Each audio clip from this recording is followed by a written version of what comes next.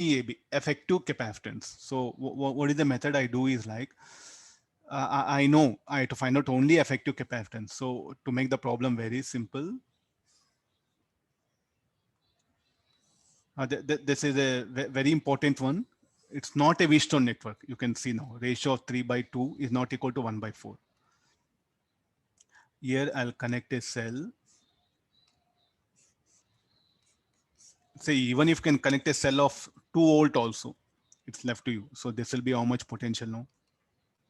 10 volt, and this will be 0 volt. Then potential of this Bx, this is Y. Now I'll find out the effective charge that has flown.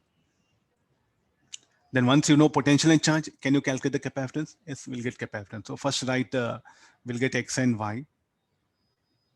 Then I'll take help of this yellow color node.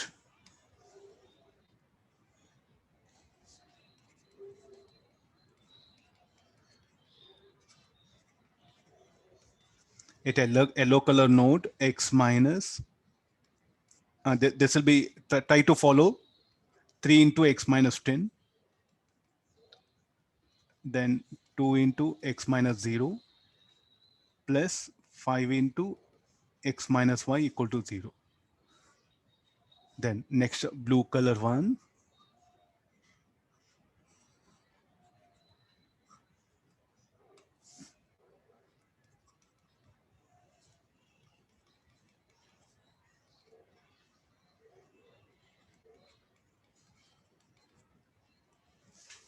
Blue color one. So Y minus 10. What is the capacitance? 1. Y minus 4 into Y minus 0. Y minus X. 5 into Y minus X. Two equations to unknown, solve that, you'll get X and Y. Once you know X and Y, you'll get the charge in all the capacitors. After getting the charge, so the battery only will push that charge, no?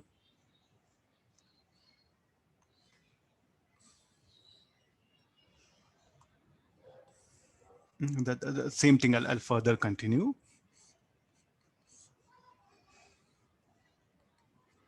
So here Q1, Q2.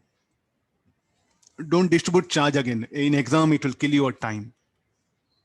Let's not go for further. How much of charge here? Q1 plus Q2. So what is the effective capacitance CAB? CAB should be equal to Q1 plus Q2 by 10. So how to calculate Q1, Q2? Yes, we have. So what is Q1?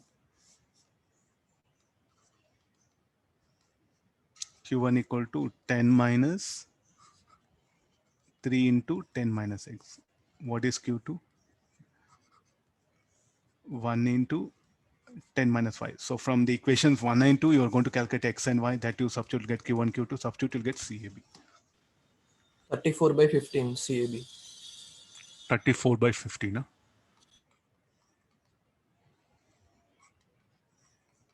It's not a Wheatstone network. You can see that one. The ratio of these two arms is not equal to this.